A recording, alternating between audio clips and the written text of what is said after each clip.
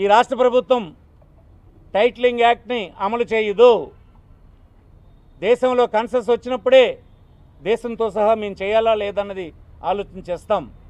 A senior advocate నేను అడగమనండి, చట్టం మేము తెచ్చిందా, బీజేపీ ప్రభుత్వం సజెస్ట్ చేసిందా? చట్టం మేము అమలు చేస్తున్నామా ఈ రాష్ట్రంలో? లేదని మీకు 10 సార్లు చెప్పలేదా? కోర్టులో కావాలంటే కోర్టులో కూడా ప్రభుత్వం తరఫున మా న్యాయవాదులు వివరించలేదా? దేశం అంతా కాన్సెస్ వచ్చిన తర్వాతే చేస్తామన్న మాట చెప్పలేదా?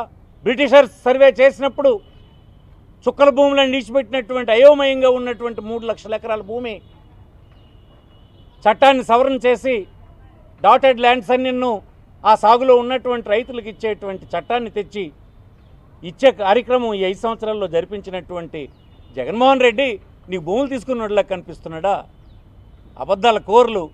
మీరు ఎంత అన్యాయంగా మాట్లాడుతున్నారో, ఎంత తెలివి తక్కువ మాట్లాడుతున్నారో నవ్వుకుంటున్నారు మీ తాలూకు చర్యలకి.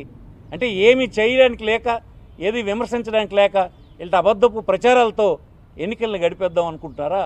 సాధ్యం కాదని మనం చేస్తున్నాం.